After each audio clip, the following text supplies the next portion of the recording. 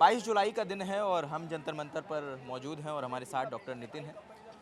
जो सोनम वांगचुक को कल जो खबर आती है कि सफदरजंग से उन्हें मेदांता शिफ्ट किया गया है और अब मेदांता में हैं और मेदांता शिफ्ट किए जाने के पीछे की कहानी क्या है, कोर्ट में जिरह क्या हुई, वो हम समझने की कोशिश कर रहे हैं। सर, अगर शुरू से बताएं कि जब अपील करी जा रही थी सफदरजंग से कोई खास रिस्पांस नहीं आ रहा था, गीतांजलि जी हाई कोर्ट जाती हैं, पहली बार खारिज हो जाती है, दूसरी बार में उन्हें सक्सेस मिलती है। देखिए, शुरुआत से आपको बता दूं, मैं डॉक्टर नितिन देगे हूँ। लास्ट 24 दिन, आज 24वां दिन अनशन का है सर का, और 24 दिन से मैं और मेरी टीम पूरा उनका हेल्थ चेकअप कर रहे हैं और उनका हेल्थ अच्छा ही था। लेकिन और हमने ऐसे डिसाइड किया था कि गवर्नमेंट के डॉक्टर्स और पुलिस और हमारे डॉक्टर्स की टीम ये सब एक टाइम पे चेक करेंगे। सर को तकलीफ़ नहीं होना चाहिए इसकी। तो सुबह 8:30 का टाइम था, शाम को 5 बजे का था। तो इसमें ऐसा हुआ, जिस दिन सर को यहाँ से ले जाया गया, मुझे 7 बजे कॉल आया पुलिस से कि आप तुरंत आ जाइए चेकअप के लिए। तो मैं अभी 7 का तो टाइमिंग नहीं था, लेकिन मैं तुरंत पहुँचने से पहले उन्होंने सर को यहाँ से लेकर चले गए। तो मैं खुद यहाँ पे गीतांजलि मैडम के साथ में हम हॉस्पिटल गए, सफदरजंग हॉस्पिटल गए। हॉस्पिटल में हमें एक जो गृह मंत्रालय का एक अधिकारी वहाँ पे था और वो इंस्ट्रक्शन सबको दे रहा था, पुलिस को या हॉस्पिटल को। उनके सामने बैठाया गया और सर से मिलने नहीं दिया गया। उसके बाद में 3-4 घंटे पूछने के बाद वजह क्या है, क्योंकि पेशेंट राइट्स है कि आपको पहले बताना चाहिए आप कहाँ लेके जा रहे हैं और वजह क्या है। तो ये कुछ बताया नहीं गया। इसके ऊपर हमारे गीतांजलि मैडम जो उनकी मिसेज हैं, उन्होंने एक रिटर्न ये किया कि हमें यहाँ नहीं रखना है, आप ये नहीं कर रहे हैं। तो भी जाके उन्होंने एक बात बताई कि पोटेशियम जो है वो कम हो गया है। तो पोटेशियम कम जो उन्होंने बोला वो 2.3 कम हो गया, 2.3 लेवल है, ऐसा बताया गया। लेकिन इस पे हमें विश्वास नहीं था। इसकी वजह ये थी कि उससे पहले दिन हमने दोपहर में 3 बजे मैंने खुद ब्लड टेस्ट किया था, ECG निकाला था, सब रिपोर्ट नॉर्मल थे। नॉर्मल वैल्यू जो रहता है 3.5 रहता है नॉर्मल पोटेशियम का, तो हमारे रिपोर्ट में 4.3 था। तो हमें उसका कोई यही नहीं था कि ऐसा कुछ होगा। लेकिन ये सब प्लान किया गया। 2 दिन पहले ऐसे बताया गया था, उससे पहले जिस दिन सर को लेके गए उससे पहले 2 दिन पहले ऐसे बताया गया या मीडिया में ऐसा फैलाया गया कि 2 दिन में सर की हेल्थ बहुत बिगड़ने वाली। मैं प्लान से था, वो रिपोर्ट्स भी नहीं दे रहे थे। तो प्लान से उनको ये किया गया।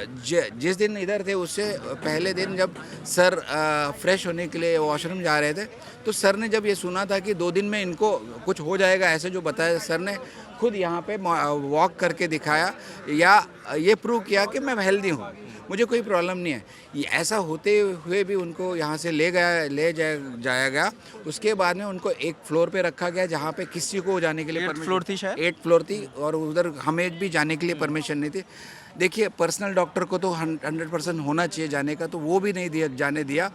और 3 दिन तक थे, 3 दिन तक एज ए डॉक्टर हमें मिलने नहीं दिया गया। मुझे नहीं बाद में कैसे मान गए? हाँ, उसी के लिए हाई कोर्ट में गीतांजलि मैडम ने इसके ऊपर सवाल उठाया, ये एक अर्जी दी और उस अर्जी में कल हमने विद डॉक्टर मीन्स मैं और मेरे कलीग हैं डॉक्टर लांबा, इनके साथ में हम वहाँ गए और हाई कोर्ट के सामने हमारे एज ए डॉक्टर गवर्नमेंट से आए थे, गवर्नमेंट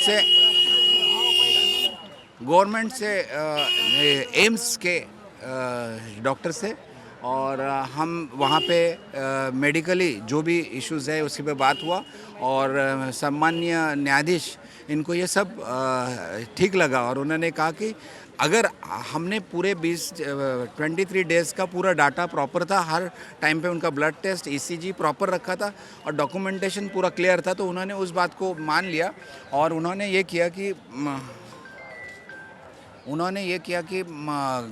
न्यायाधीश ने ये रिजल्ट दिया कि इनको जहाँ चाहिए वहाँ पे शिफ्ट कर सकते। पहली बार में कहाँ कसर रह गई थी सर? पहली बार में कसर नहीं रही थी। पहली बार में हमारे पास सिर्फ हमने एक रिपोर्ट निकाला था ब्लड का। उसके बाद में हमने 3 अलग अलग रिप्यूटेड लैब से ये किया। ब्लड मिल रहा था टेस्ट के लिए? ब्लड मिलने के लिए भी करना पड़ा और उसके बाद में वो ब्लड मिला। उसके बाद में हाई कोर्ट का रिजल्ट आने के बाद भी हॉस्पिटल छोड़ नहीं रहा था।